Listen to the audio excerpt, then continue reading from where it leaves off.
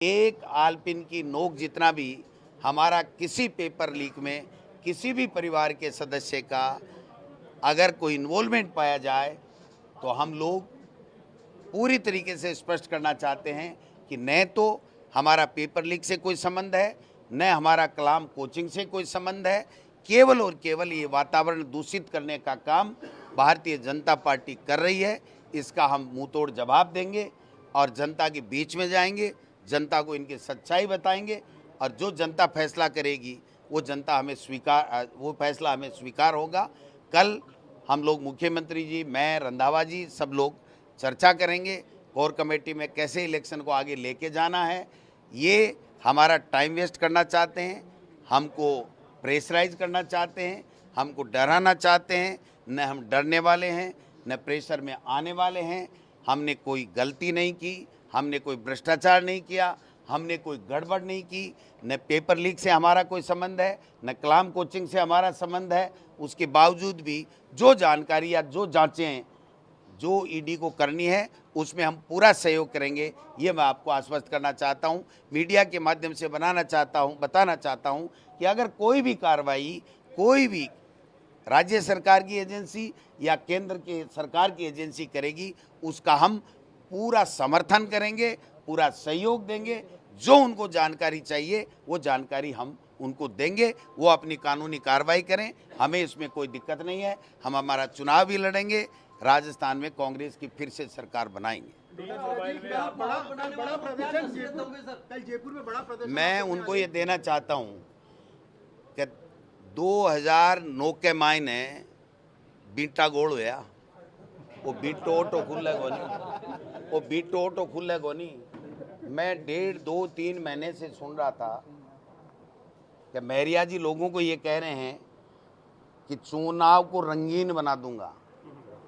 अगर यही रंगीन था तो मेहरिया जी ने बहुत बड़ी गलती कर ली। अगर यही इसी कार्रवाई से की अपेक्षा से अगर सुभाष मेहरिया जी मेरे सामने चुनाव लड़ना चाहते हैं, ये लक्ष्मणगढ़ की जनता है भाई साहब, बाप और बेटे और माँ जाए भाई का सा प्यार मुझे दिया और मैंने दिया है, समझे ना। लक्ष्मणगढ़ की जनता सुभाष मेहरिया जी को बता देगी कि ये क्या चुनाव होता है और राजस्थान की जनता राजस्थान में बता देगी कि हम लोग कांग्रेस के सच्चे सिपाही हैं, कांग्रेस के लिए जान दे सकते हैं, कांग्रेस के लिए काम करते हैं, 36 कौमों को साथ लेकर के चलते हैं। इसलिए कांग्रेस राजस्थान में फिर से आएगी। अशोक गहलोत जी के बेटे वैभव गहलोत जी के जिस तरीके से समन दिया गया है और चुनाव के नज़दीक में बहुत पुराने दिनों से हम 10-15 साल से सुन रहे थे और उन्हीं मामले को लेकर के आज चुनाव के नज़दीक समन देना ये प्रदर्शित करता है कि भारतीय जनता पार्टी हमको डराना चाहती है, हमारे नेताओं को डरा करके और यहाँ इलेक्शन जीतना चाहती है। मैं कहना चाहता हूँ ये राजस्थान की सूरवीरों की धरती है, ये हमारे शहीदों की सैनिकों की धरती है, ये किसानों की धरती है। मैं किसान का बेटा हूँ, मैं न डरने वाला हूँ न घबराने वाला हूँ। मेरे साथ में मेरे लाखों कांग्रेस के कार्यकर्ताओं का प्यार, आशीर्वाद और स्नेह है। मैं मुख्यमंत्री जी के बेटे को जिस प्रकार से ईडी ने समन दिया है उनकी घोर शब्दों में निंदा करता हूं और केंद्र की सरकार ने जो रवैया अख्तार वहां पर कर्नाटक में किया, वहां पे मुंह की खानी पड़ी। उन्होंने जो दूसरे स्टेट्स में किया, ईडी का प्रयोग करके जिस प्रकार से डरा धमका के माहौल ख़राब करने की, जीतने की चेष्टा की थी, वो वहाँ भी नाकामयाब हुए और यहाँ भी राजस्थान में भी वो अपने इस गलत मिशन में नाकामयाब होंगे। हम कामयाब होंगे, कांग्रेस जीतेगी और फिर से सरकार बनाएगी। संजीवनी की जांच के लिए भी कुछ कहा है क्या? वो नहीं करेंगे, आपकी बात हुई? वो नहीं करेंगे। मेरी बात मुझे पता है, जब मुख्यमंत्री बार बार कह रहा है केस दर्ज है, एसओजी मुलजिम मान चुकी है, उसके बावजूद भी अगर उनके खिलाफ करोड़ों रुपए के घोटाले की बातें जब आ रही हैं, उसके बावजूद भी अगर ईडी कार्रवाई नहीं कर रही है और राठौड़ साहब राठौड़ साहब की प्रॉपर्टी की जांच करा ली जाए, सुभाष महरिया जी की पूरी प्रॉपर्टी की जांच करा ली जाए और गोविंद डोटासरा की पूरी प्रॉपर्टी की जांच करा ली जाए।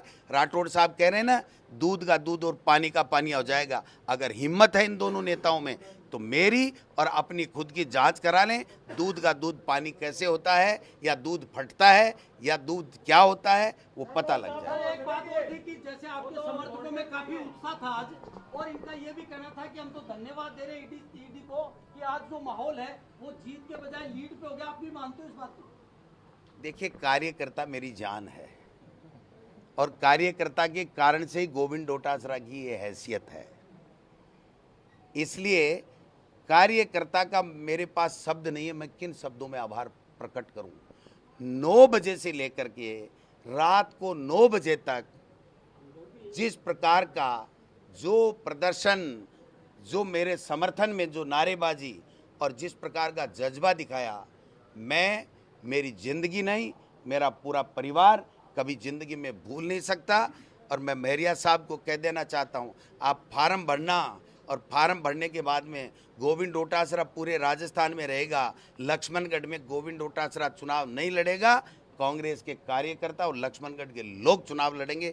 धन्यवाद। प्रत्याशियों का क्या कहना है? तीसरी सूची जारी कर दी आपने प्रत्याशियों की। आप जो जिस काम के लिए मैं हूं उसको पहले क्वेश्चन करिए। ईडी की कार्रवाई थी, ईडी कार्रवाई इसका मतलब आप डिस्ट्रक्ट कर रहे हैं। ईडी कार्रवाई करके निकल गई, कुछ हाथ नहीं लगा, क्या कहना है आपका? देखिए, बीजेपी के पास ना कोई लीडर है, ना उनके पास प्रोग्राम है, ना लोगों के साथ बात करने की कोई बात है उनके पास। जो हमारी सरकार अशोक गहलोत की गवर्नमेंट ने जो लोगों के साथ वादे किए थे वो हमने पूरे के पूरे कर दिए। कल हमने 2 गारंटियाँ अनाउंस की तो 2 जगहों पर उन्होंने छापा डाल दिया। आज कल हम 5 करेंगे और ईडी को मैं कहता हूँ कि 5 और आइडेंटिफाई कर लो कि कहाँ जाना है। आज के जो मैंने देखा आकर लोगों का जो साथ है, मेरे ख्याल में उन्होंने अपना यहाँ से सुपड़ा साफ हो गया बीजेपी का। हम सीकर डिस्ट्रिक्ट की पूरी सीटें जीतेंगे। आपने जो लोगों में जोश देखा, जो उन्होंने प्यार दिखाया, 13 घंटे जहाँ लोग पब्लिक बैठी रही। मैं एक बात कहना चाहता हूँ कि गवर्नमेंट को, किसी भी गवर्नमेंट को ये हथकंडे नहीं बरतने चाहिए। उनमें जुर्रत है, उनमें साहस है तो आकर मैदान में हमारे साथ लड़ाई लड़े। किसी के कंधे पर बंदूक रखकर गोली ना चलाएं। अगर कंधा है तो सामने होकर लड़ाई लड़ी जाएगी।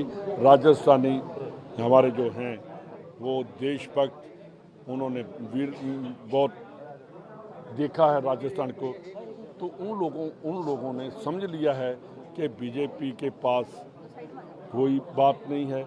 आप सिर्फ तो सिर्फ जो कर रहे हैं, जो हमारे पीसीसी प्रेसिडेंट हैं, प्रदेश कांग्रेस के अध्यक्ष हैं, उन्होंने अध्यक्ष के साथ आज तक मैंने नहीं देखा। आपने देखा होगा 2004 से लेकर 2014 तक डॉक्टर मनमोहन सिंह की सरकार रही। मेरा ख्याल 850 के नज़दीक करीब ईडी के रेड हुए।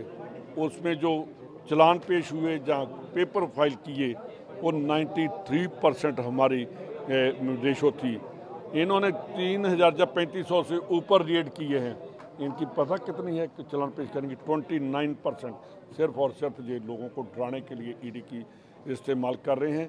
लोगों ने समझ लिया है। कर्नाटका में किया, वहाँ कर्नाटका में हम जब जीत कर आए। अब उन्होंने राजस्थान आज किया है, हम राजस्थान में जीत कर आएंगे। और जो आपने पूछा कि अनाउंस हुई हैं, एक दिन के बाद हम लिस्टें अनाउंस होती जाएंगी। नमस्कार, मैं हूं मानक गुप्ता। अगर आपको हमारा ये वीडियो पसंद आया हो तो इसे लाइक और शेयर जरूर करें। और हाँ, हमें सब्सक्राइब और फॉलो करना ना भूलें ताकि आप देश और दुनिया की कोई खबर मिस ना करें। तो जुड़े रहिए हमारे साथ और देखते रहिए News 24।